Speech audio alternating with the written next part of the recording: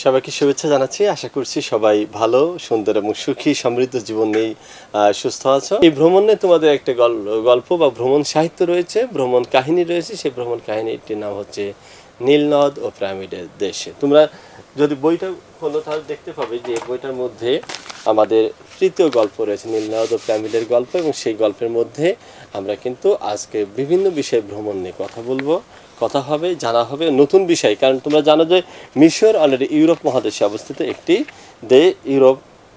তোমরা জানো ইউরোপ নাকি এশিয়া? আসলে ইউরোপ এশিয়া কিছু না, ওইটা হচ্ছে মূলত আমাদের আফ্রিকা মহাদেশের একেবারে নিচের দিকে একটা দেশ, এবং তোমাদের বইয়ের 12 থেকে 18 পৃষ্ঠার মধ্যে এটা রয়েছে। তোমরা যদি দেখতে পারো যে নীলনদ ও পিরামিডের দেশ যখন আমরা পড়ব তখন দেখা যাচ্ছে তার লেখক হচ্ছে সৈয়দ মুস্তফা আলী, এবং এইটি একটি ছবিকে তোমরা নির্দেশ করতে পারছো যে ছবিটা হচ্ছে মূলত আফ্রিকা মহাদেশের একটি অংশ। এবং এখানে যে পিরামিড দেখতে পাচ্ছ, পিরামিড হচ্ছে আফ্রিকা বা এই মিশরের একটি ঐতিহ্য তথা একটা ঐতিহাসিক সাক্ষরতার সাক্ষী। অতএব এইটা যদি ধরে নিয়ে আমরা এগিয়ে যাই তাহলে কিন্তু অনেক কিছু দেখতে পাবো। তোমরা হয়তো 6 বা 5 পিরামিড সম্পর্কে জানবে, বা অনেকে ইংলিশে কিন্তু ফুড পিরামিড সম্পর্কে পড়েছো। সেই বিষয়কে জানার জন্য কিন্তু আমাদের আজকের পাঠ হচ্ছে নীলনদ ও পিরামিডের দেশ।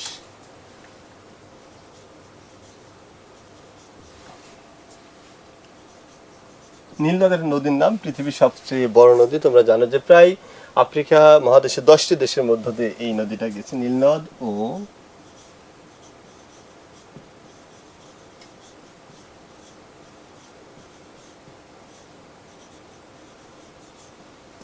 এটা কে লিখেছে? সৈয়দ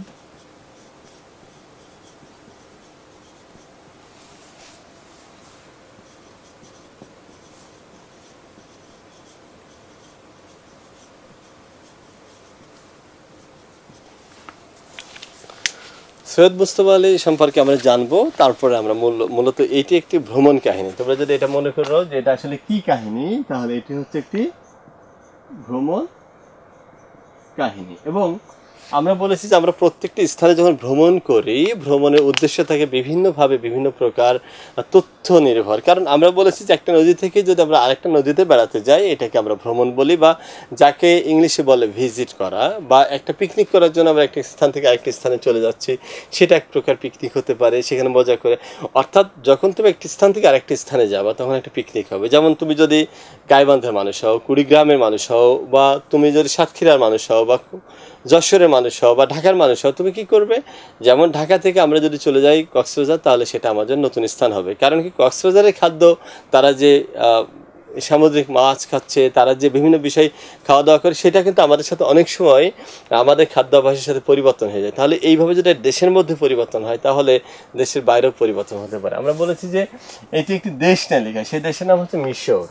আমরা আফ্রিকা মহাদেশে বলেছি মিশর। এবং মিশর যে দেশ, এই দেশে অনেক ঐতিহ্য রয়েছে, ইতিহাস রয়েছে। সেই ইতিহাস ঐতিহ্য সম্পর্কে লেখক এখানে বিভিন্ন বিষয় তুলে ধরবে, এবং এই বিষয়গুলোর সাথে লেখক তার অভিজ্ঞতা শেয়ার করবে। অভিজ্ঞতা শেয়ার বা অভিজ্ঞতা ভাগ করে নেওয়া কীভাবে হয়, লেখক যখন নীলনদের দেশে বা মিশরে গেছে, তখন লেখক তার বিভিন্ন যে খাদ্য অভ্যাস, তারপরে কোথায় যে কী করেছে, অর্থাৎ এই বিষয়গুলো যখন নিজের অভিজ্ঞতা থেকে লেখে, তখন তাকে বলে ভ্রমণ কাহিনী, অর্থাৎ একটা জায়গায় যাওয়ার জন্য। তো বন্ধুরা, আমরা এখন তাহলে আমরা মূল পাঠে যাব, এবং আমরা দেখব নীলনদ ও পিরামিডের দেশে লেখকের কী কী অভিজ্ঞতা হয়েছিল। তোমরা জানো না, নীলনদ পৃথিবীর সবচেয়ে বড় একটি নদী। পৃথিবীর সবচেয়ে বড় নদীর নাম হচ্ছে নীলনদ, বা বড় নদীতে একটা, বিশেষ করে আফ্রিকা মহাদেশে তো সবচেয়ে বড় নদী এটা। আর এর সাথে সাথে পিরামিড সম্পর্কে তোমরা হয়তো জানো যে অনেক আগে পিরামিডে অনেক গল্প রয়েছে, অনেক কিছু রয়েছে।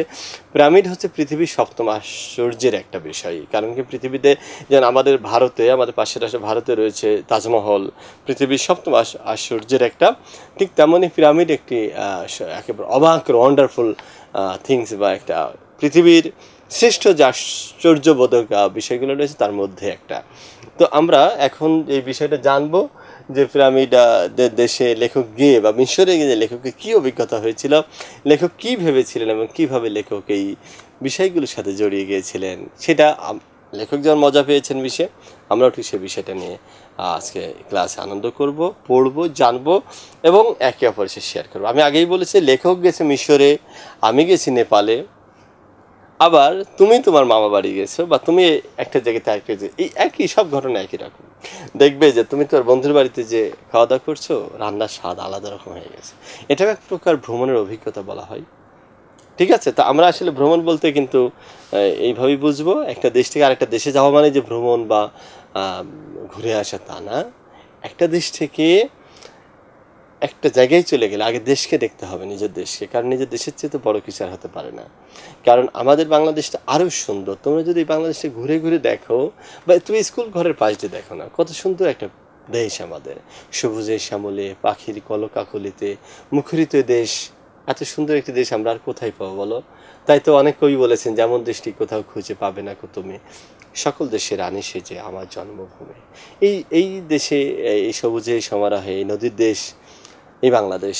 তো এই বাংলাদেশটাও দেখতে হবে, এই বাংলাদেশটা অনেক সুন্দর, সেটার উপরেও তোমার উদ্দীপক আসতে পারে, তোমার পরীক্ষা আসতে পারে। তো তোমরা সবাই আনন্দ করবে এই বই, এটা যখন পড়বো তোমরা দেখতে পাচ্ছ যে এটা খুবই একটি সহজ প্রবন্ধ হবে। চলো আমরা এটা দেখি কি আছে এর মধ্যে। তোমরা ছবিটা সম্পর্কে আমরা আগেই বলেছি। সামনে দেখতে পাচ্ছ উট, উটের পাশে পিরামিড দেখতে পাচ্ছ। পিরামিডটা কি এটা তো তোমরা জানো পিরামিড সম্পর্কে। পিরামিড হচ্ছে মিশরের সেই যে ফারাওরা ছিল সেই সময় তাদের সেই সম্রাটদেরকে এখানে রেখে দেওয়া হয়েছে মমি করে। সেই মমি এখনও থেকে গেছে, যুগ যুগ ধরে থেকে গেছে, এবং অনেক বছর ধরে মানুষ এটাকে দেখার জন্য এই মিশরে ভিড় জমায়। এবং এটি পৃথিবীর একটা আশ্চর্যের মধ্যে অন্যতম একটি। এবং মিশরের মূলত এই উট, মরুভূমি, নীল নদ আর এই পিরামিডের জন্য বিখ্যাত। শুধু তাই নয়, ওখানকার যে রেস্তোরাঁ বা হোটেলগুলো রয়েছে, তারপরে বিভিন্ন জায়গায় যে যে বিষয়গুলো রয়েছে সেটা লেখক এখানে যেমন তুলে ধরেছেন, আলোচনার সাপেক্ষে আমরা তেমন করে তুলে ধরার চেষ্টা করব। তো চলো আমরা পড়ি নীল নদ আর পিরামিড দেশ। এটা একটি ভ্রমণ কাহিনী, মূলত মিশর দেশকে কেন্দ্র করে এই ভ্রমণ কাহিনীটি গড়ে ওঠা। এবং সৈয়দ মুস্তফা আলী সম্পর্কে যদি জেনে নিই তাহলে মনে হয় আমাদের ভালো হবে। চলো একটু খাতায় একটু লিখেও নিই সৈয়দ মুস্তফা আলী কে ছিলেন এবং কেমন ছিলেন। ঠিক আছে, চলো আমরা দেখে নিই। আশা করি সৈয়দ মুস্তফা আলী বাংলাদেশে একজন প্রথিতযশা লেখক, এবং বাংলাদেশের সবচেয়ে মূলত তিনি রম্য রচনা তৈরি করেন। তার লেখার মধ্যে হাসি রয়েছে চমৎকার। আমরা যখন স্কুলে পড়েছি তখন আমাদের ছেলে রসগোল্লা নামে একটি গল্প, খুব চমৎকার। সেই মানে রসগোল্লাটা আলাদা রকম স্বাদ। তারপর তোমরা যখন ক্লাস 8 থেকে 9-এ যাবে তখন সেখানে আরও একটি গল্প পড়বে, সেটাও আফগানিস্তানের গল্প। চমৎকার চমৎকার সেই গল্পগুলো। তো এক একটা ভ্রমণ কাহিনীর উপরে লেখকের এই বাস্তব অভিজ্ঞতা নিয়ে লেখা আমার কাছে যেমন ভালো লাগে, আশা করি তোমাদের ভালো লাগবে। সৈয়দ মুস্তফা আলী কে ছিলেন? লেখক পরিচিতি।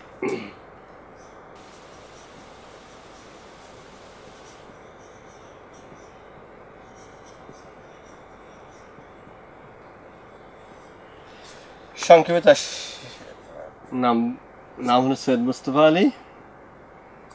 তার জন্ম, তুমি একটা খাতায় লিখে নেবে, হ্যাঁ। জন্ম হচ্ছে 1974 সালে, মৃত্যু 1904 সালে। ওনার দুঃখিত, 1904 সালে ওনার মৃত্যুটা ওর পাশে লিখে নিই। মৃত্যু 1974 সালে। ঠিক আছে, ওনার জন্মস্থান হলো আসামে।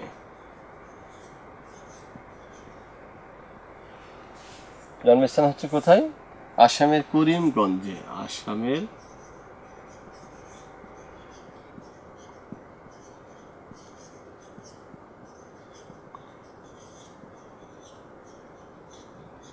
করিমগঞ্জে।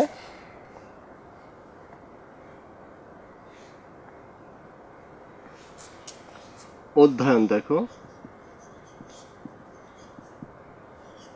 অধ্যয়ন মানে পড়াশোনা করেছেন। হ্যাঁ, পড়াশোনা করেছেন কোথায়? শান্তিনিকেতন। তুমি জানো যে শান্তিনিকেতন হলো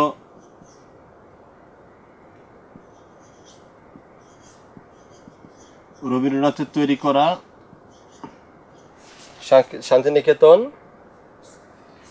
আলিগড় কলেজ,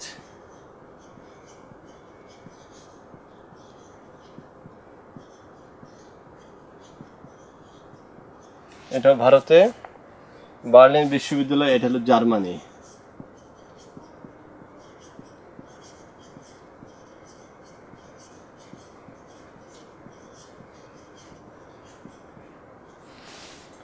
তারপর মিশরের কায়রো, আল হাজার আল হাজার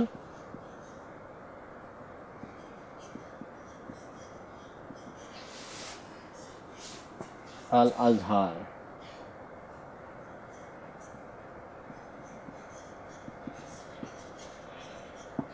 মিশর। ঠিক আছে, এটা মূলত তার অধ্যয়ন করেছেন এখানে। তার পরিচিতি দেখো বা তার লেখার বৈশিষ্ট্যটা কি। তিনি পরিচিত হলো রম্য লেখক,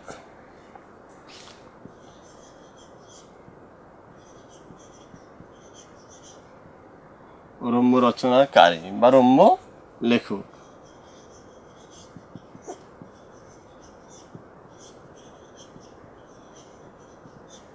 ওকে, রম্য লেখক। এরপরে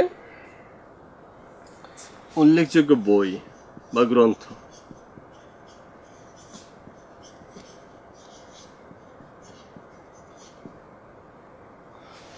তার উল্লেখযোগ্য শবনম, তার একটা দেশে বিদেশের বিখ্যাত বই শবনম।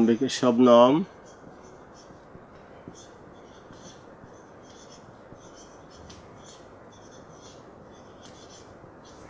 দেশে বিদেশে, পঞ্চতন্ত্র,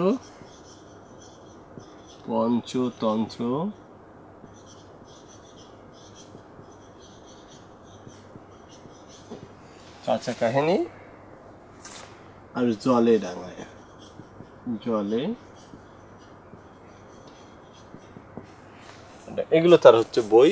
তোমরা এগুলো এইটুকু শুধু এটা দেখি যে আসামের করিমগঞ্জে 1904 সালে জন্মগ্রহণকারী এই ব্রহ্মলেখক 1974 সালে মারা যান। তিনি যাওয়ার আগে লেখাপড়া করেছেন। দেখা যাচ্ছে যে ভারতের শান্তিনিকেতনে যিনি রবীন্দ্রনাথের সান্নিধ্যে ছিলেন আলিগড় কলেজে, বার্লিন বিশ্ববিদ্যালয়ে, আল আজহার বিশ্ববিদ্যালয়ে। এরপর তার উল্লেখযোগ্য বই রয়েছে শবনম, দেশে বিদেশে, পঞ্চতন্ত্র, চাচা কাহিনী, জলে ডাঙায়। তো এইগুলো হচ্ছে তার মূলত বই। তো চলো আমরা একটু দেখে আসি তাহলে এই ভ্রমণ কাহিনীর মধ্যে আসলে কি কি আছে। এখন আমরা এই বিষয়গুলো যদি দেখি তাহলে আমরা জানতে পারবো যে এখানে কি রয়েছে। চলো পড়ি তাহলে। সবাইকে বই খুলে নীলনদের পিরামিডের দেশ তোমরা দেখবে আর আমি একটু পড়ি, তোমরা শুনবে, তারপর আমি যে বিষয়গুলো ব্যাখ্যা করবো সেই বিষয়গুলো তোমরা একটু পাশে নোট করে রাখার চেষ্টা করবে। সন্ধ্যার দিকে জাহাজ সুয়েজ বন্দরে পৌঁছালো। সন্ধ্যের দিকে সূর্যাস্তের সঙ্গে সঙ্গে ঘন নীল আকাশ কেমন যেন সূর্যের লাল আর নীল মিলে বেগুনি রং ধারণ করেছে। ভূমধ্যসাগর থেকে 100 মাইল পেরিয়ে আসছে মন্দ মধুর ঠান্ডা হাওয়া। তাহলে আমরা কয়েকটা বিষয় জানতে পারলাম যে তারা সুয়েজ একটা বন্দর, সেই বন্দরে সুয়েজ খাল নামে একটা খাল আছে, সেই বন্দরে লেখকরা নেমেছে। নামার পরে সেখানে ভূমধ্যসাগর নামে একটা সাগর আছে, সেখান থেকে একটা হাওয়া আসছে মন্দ মধুর, বেশ মিষ্টি হাওয়া। সূর্যাস্ত গেল মিশর মরুভূমির পেছনে। সোনালি বালিতে সূর্য রয়েছে। তোমরা মরুভূমি দেখেছো না, যেখানে গাছপালা কোনো কিছু তো প্রাণের সঞ্চার নেই, সেটা মূলত লক্ষ লক্ষ বিঘা মরুভূমি রয়েছে মিশরে।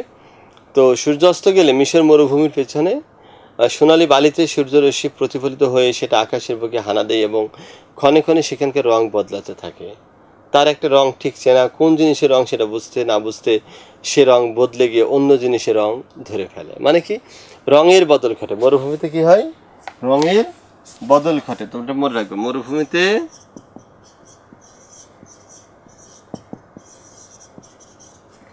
রঙের বদল ঘটে এখানে। হ্যাঁ, এরপরে কি বলছে যে আমরা বন্দর ছেড়ে মরুভূমিতে ঢুকে গিয়েছি। পেছনে তাকিয়ে দেখি শহরের বিজলি মানে বিদ্যুতের বাতি ক্রমে নিষ্প্রভ হয়ে আসছে, মানে ক্রমে ছোট হয়ে যাচ্ছে। মরুভূমির উপর চন্দ্রালোক মানে জ্যোৎস্না পড়েছে। সে এক অদ্ভুত দৃশ্য। সে দৃশ্য বাংলাদেশের সবুজ শ্যামলিমার মাঝখানে দেখা যায় না। সমস্ত ব্যাপারটা কেমন যেন ভুতুড়ে বলে মনে হলো, মানে একটু গা ছমছম করে ভয় ভয় করছে এমন একটা। চলে যাচ্ছে দূর দিগন্তে, অথচ হঠাৎ যেন ঝাপসা আবছায়া পর্দায় ধাক্কা খেয়ে থেমে যায়, মানে একটু ভয়ানক পরিবেশ সৃষ্টি হয়। মাঝে মাঝে আবার হঠাৎ মোটরে দোমাথা উঁচুতে ওঠে, জল জল দুটি ছোট সবুজ আলো। ওগুলো কি ভূতের চোখ নাকি? শুনেছি ভূতের চোখই সবুজ রঙের হয়। না, কাছে আসতে দেখি উঠের ক্যারাভান, এ দেশের ভাষাতে যাকে বলে কাফেলা। উঠের ক্যারাভান বা কাফেলা। উঠের চোখের ওপর মোটরের হেডলাইট পড়াতে চোখ দুটো সবুজ হয়ে আমার চোখে ধরা দিয়েছে। ভয় পেয়ে গিয়েছিলাম, আর কেনই বা পাবো না বলো? মরুভূমি সম্বন্ধে কত গল্প, কত সত্য, কত মিথ্যে পড়েছি ছেলেবেলায়। তৃষ্ণায় সেখানে বেদুইন মারা যায়। বেদুইন বোঝো তো, যারা একটা মরুভূমির একটা উপজাতি বিশেষ, তারা তৃষ্ণায় মানে পানির অভাবে মারা যায়। মৃত্যু থেকে নিষ্কৃতি পাওয়ার জন্য বেদুইন তার পুত্রের চেয়ে প্রিয়তর উটের গলা কাটে, উঠে জমানো জল খায় প্রাণ বাঁচাবার জন্য। বুঝতে পেরেছো যে সে সন্তানের চেয়েও যেটা বেশি দরদে, সেই উটের এখানে কেটে ফেলে তার যে পানি জমানো থাকে। উট তো জানো মরুভূমির পরিবহন বলা হয়, উটকে মরুভূমি জাহাজ। তো এই যে উঠে সেই বুকটা চিরে পানি বের করে খায়, এমন পানির পিপাসা লাগে।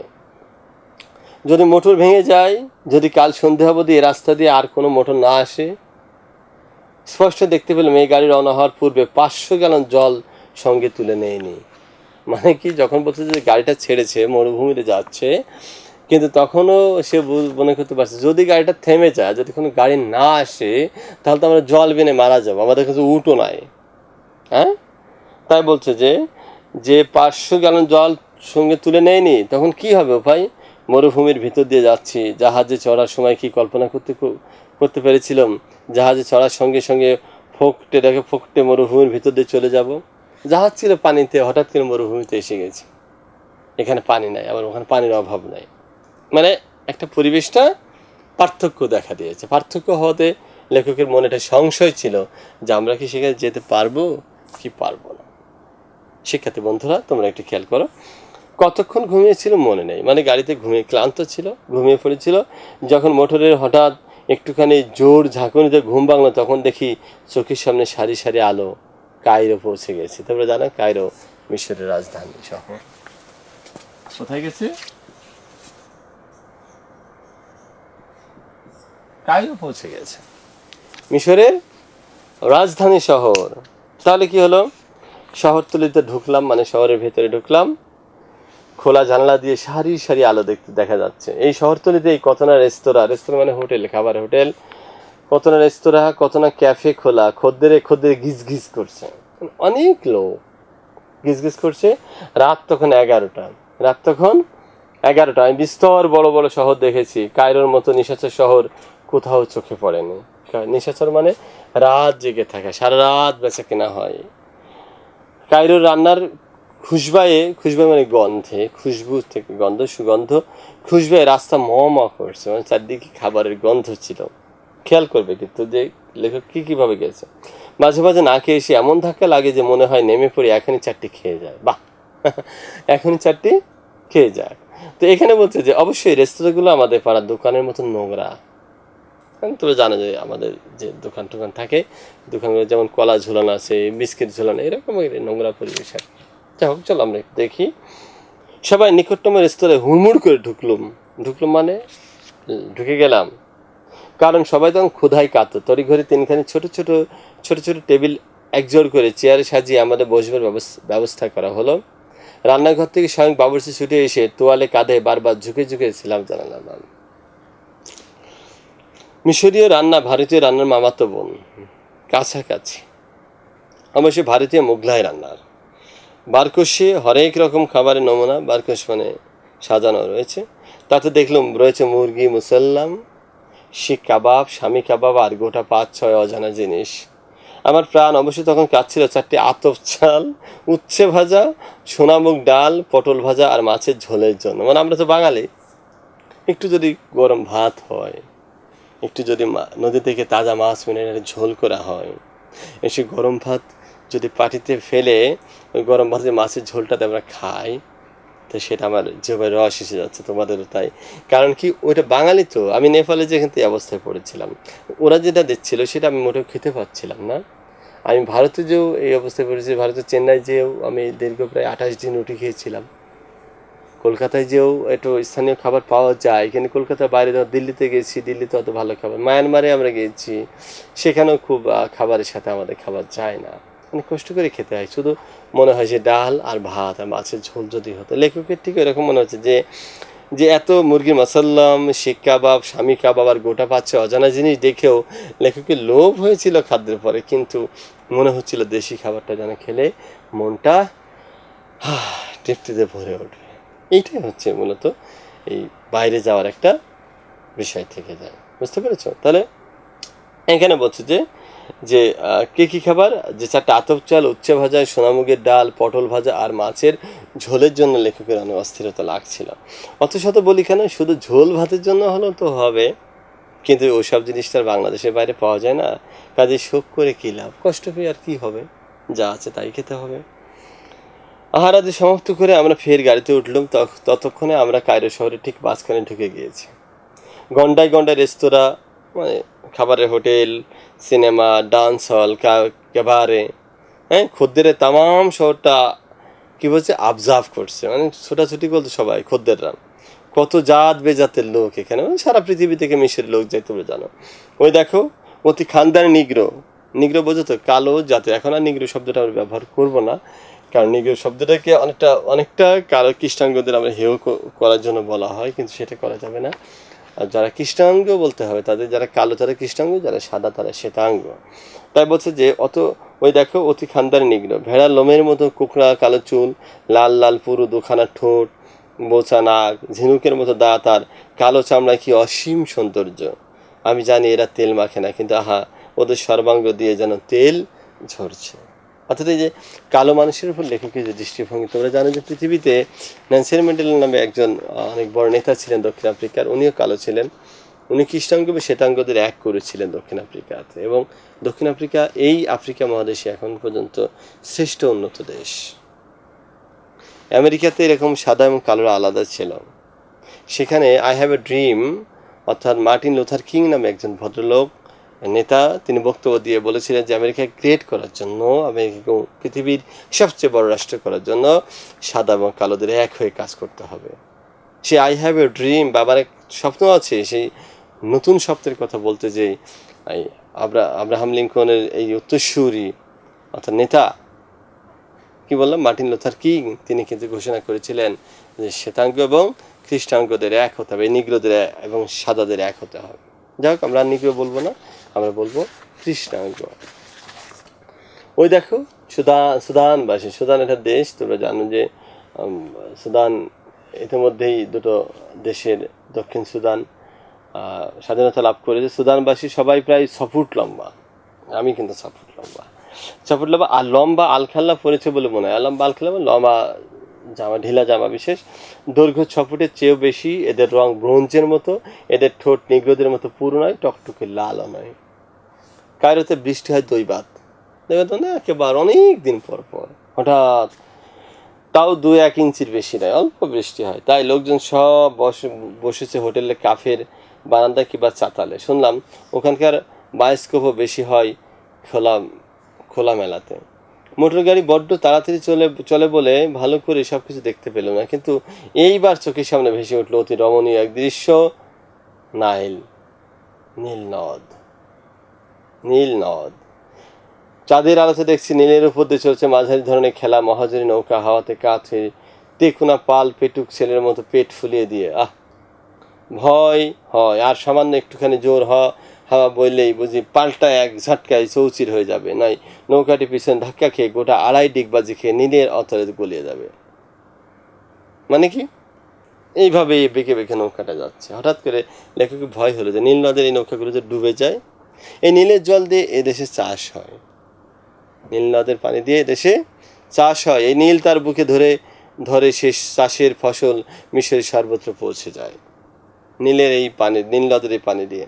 পিরামিড পিরামিড পিরামিড আসছে, পিরামিড পিরামিড পিরামিড চোখের সামনে দাঁড়িয়ে 3টি পিরামিড। এই 3টি পিরামিড পৃথিবীর সবচেয়ে পুরনো কীর্তিস্তম্ভ। যুগ যুগ ধরে মানুষ এদের সামনে দাঁড়িয়ে বিস্তর কল্পনা করেছে। দেখো দেয়ালে খোদাই এদের লিপি উদ্ধার করে এদের সম্বন্ধে পাকা খবর সংগ্রহ করার চেষ্টা করেছে যে এরা কী ছিল, পিরামিডটা কীভাবে তৈরি করলো। মিশরের ভিতরে বাইরে আরও পিরামিড আছে, কিন্তু গিজা অঞ্চলে যে 3টি পিরামিডের সামনে আমরা দাঁড়িয়ে, সেগুলো ভুবন বিখ্যাত পৃথিবীর সপ্ত আশ্চর্যের অন্যতম।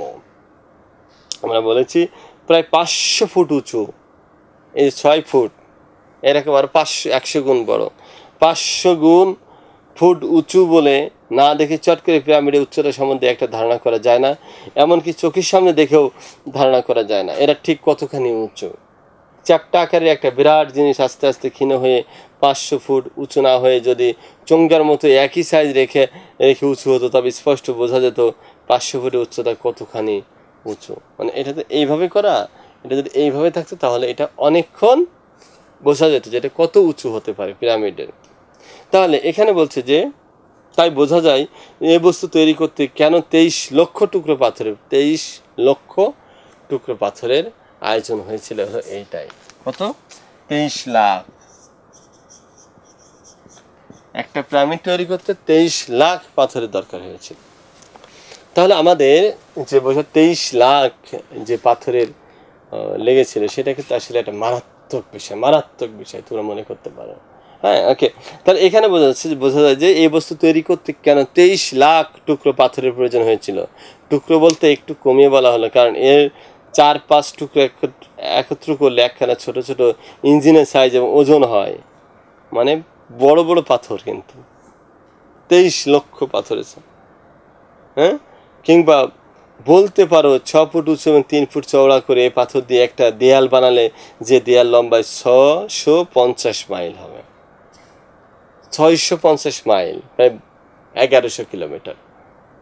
তাহলে কত এক একটা পিরামিড, তাহলে কি আশ্চর্য এটা। সবচেয়ে বড় পিরামিডটা বানাতে নাকি 1 লক্ষের 20 বছর লেগেছে। 1 লক্ষ লোকের 20 বছর লেগেছিল।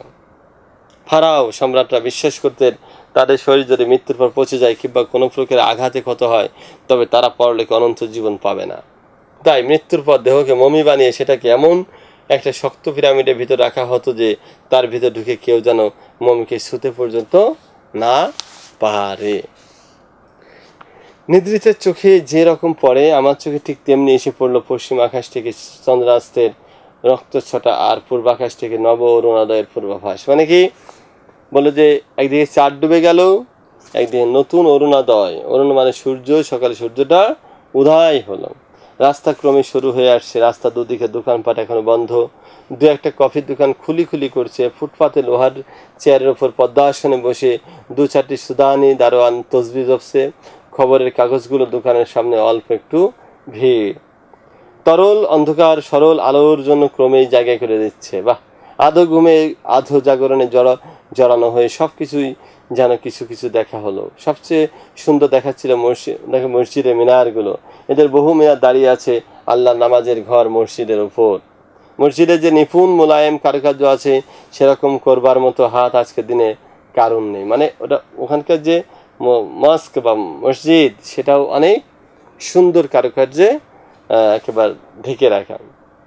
তাই বলছে যে প্রকৃতির গড়া নীল, মানুষের গড়া পিরামিডের পরেই মিশরের মসজিদ ভুবন বিখ্যাত এবং সৌন্দর্য অতুলনীয়। পৃথিবীর বহু সমজদার মানে যারা আনন্দ পিপাসু শুধু এই মসজিদগুলোই প্রাণ ভরে দেখার জন্য 7 সমুদ্র 13 নদী পেরিয়ে কায়রোতে আসে। এটি সংক্ষেপিত এবং পরিমার্জন করা, মানে একটু পরিবর্তন করে দেওয়া। এখানে কিছু শব্দার্থ রয়েছে, আমরা এগুলো দেখবো। তোমরা জানো যে এগুলো বেশ মজার একটা বিষয়। শব্দার্থ হচ্ছে নিষ্প্রভ। দেখো এটা মুছে দিই, তোমরা আসলে তুলেছ।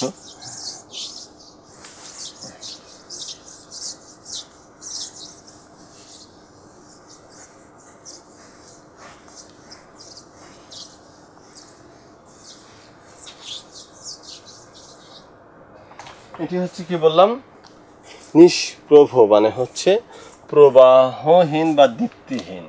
এটা তোমরা একটু শিখতে পারো। এরপরে যে আবজাব মানে গিজ বা ঠাসাঠাসি করা, ওই যে খদ্দের আবজাব করছে না। ভুতুড়ে মানে ভূত প্রেত সম্পর্কিত রহস্যময়। জাত বেজাত মানে নানা জাতি। ক্যারাভান মানে কাফেলা। অতিরমণীয় মানে খুব সুন্দর। নিষ্কৃতি মানে নিস্তার বা রেহাই বা অব্যাহতি। কীর্তিস্তম্ভ মানে মহৎ অবদান স্মরণে নির্মিত সৌধ। হুড়মুড় করে মানে ঠেলাঠেলি করে ঢোকা বা বের হওয়া ভাব নির্দেশক। পূর্বাভাস মানে ভাবি ঘটনার সংকেত, যা ঘটবে তার সংকেত। ওই সূর্য যখন উঠেছিল। গন্ডা মানে 4টি, 1 গন্ডা 4টি। চন্দ্রাস্ত মানে চাঁদের অস্ত যাওয়া। তামাম মানে সমস্ত বা পুরো। অরুণোদয় মানে সূর্যের উদয়। ক্যাবারে মানে নাচ ঘরে। ফকৌটে মানে হলো ফাঁকা তালে। মমি মানে কৃত্রিমভাবে সংরক্ষিত মৃতদেহ।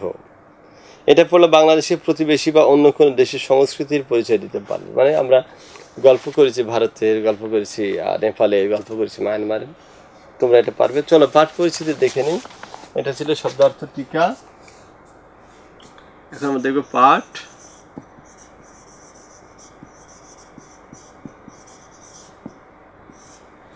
পাঠ পরিচিতিতে কি রয়েছে। পাঠ পরিচিতি হচ্ছে একেবারে সহজ। আমরা একটা মূল বিষয়গুলো লিখবো যেখানে উদ্দীপক হতে পারে।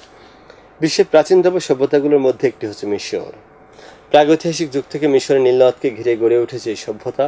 মিশরের আবহাওয়া শুষ্ক বলে ওই সভ্যতার অনেক নিদর্শন কালের কবলে হারিয়ে যায়নি। মধ্যপ্রাচ্যের এই দেশটি বিশেষ করে কায়রো শহরের পরিচয় তুলে ধরা হয়েছে ঠিক পঠিত রচনায়। রচনাটি সৈয়দ মুস্তফা আলী জলে ডাঙ্গায় গ্রন্থ থেকে সংক্ষিপ্ত ও পরিমার্জিত করে সংকলিত হয়েছে। এই রচনায় এসে চারিদিকে মরুভূমি ঘেরা ঐতিহাসিক কায়রো শহর, কায়রোদের অতরে গিজে অবস্থিত পিরামিড ও মিশরের ভুবন বিখ্যাত মসজিদের প্রসঙ্গ। এসবের আকর্ষণে সারা বিশ্বের পর্যটকরা ছুটে যায় কায়রোর অভিমুখে। কায়রো শহরে আলোয় ভরে যায় রাতের বেলায়। রেস্তোরাঁগুলো থেকে ভেসে আসে নানা রকম খাবার দাবারের সুগন্ধ, বাড়িয়ে দেয় পথচারীদের ক্ষুধা। অদূরে গিজে শহরে রয়েছে প্রাচীন মিশরের সভ্যতার আকর্ষণ ও পৃথিবীর সপ্তম আশ্চর্যের একটি মিশরের পিরামিড। পিরামিড নির্মিত হয়েছিল মিশরের প্রাচীন সম্রাট ফারাওদের মৃতদেহ মমি হিসেবে কবরস্থ করে রাখার জন্য। পাথরের চাই দিয়ে তৈরি, চাই মানে যে খণ্ড, বিশালাকার সমাধিস্তম্ভ এটি। নীলনদ পিরামিডের পরে মিশরে অতুলনীয় আকর্ষণ হচ্ছে সেখানকার ভুবন বিখ্যাত অপূর্ব সৌন্দর্যের মসজিদগুলো। এসবের টানে সমজদার আর ঘরছাড়া মানুষ ছুটে যায় মিশরে। তাহলে এটা পরে কি জানলাম যে মিশরের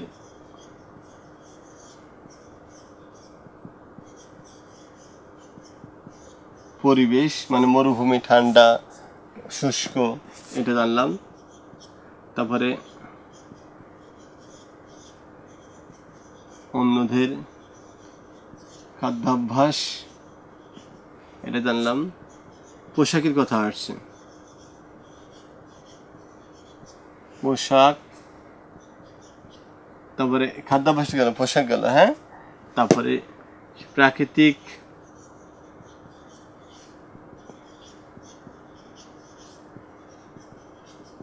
নীলনদ, তারপরে মানব সভ্যতার কথা, এগুলো বইয়ে লিখে রাখবে, হ্যাঁ। মানব সভ্যতার বিষয়গুলো জানলাম, মানব সৃষ্টি এবং কায়রো সহ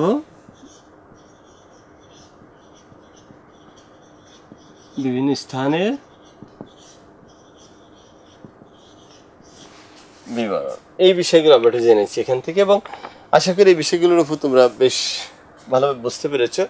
কারণ মিশর নীলনদ পিরামিডের দেশে সৈয়দ মুস্তফা আলী যখন গিয়েছেন নীলনদ পিরামিডের দেশে, তখন যে তিনি এই বিষয়গুলোর সাথে সম্পৃক্ত হয়েছেন। মূলত এই গল্পটা এখানেই এইভাবেই করা হয়েছে। এখানে তোমাদের আগামী ক্লাসের অনুশীলনী বিষয় নিয়ে আমরা কথা বলবো, এবং অনুশীলনী বিষয়টি কীভাবে উদ্দীপক হতে পারে তার একটা নমুনা উত্তর দিয়ে দিব, এবং তোমাদের সাথে আমার নতুন করে দেখা হবে যে এই অনুশীলনীর অবজেক্টিভ কেমন হতে পারে বা বহু নির্বাচনী প্রশ্ন কেমন হতে পারে সেই বিষয়ে।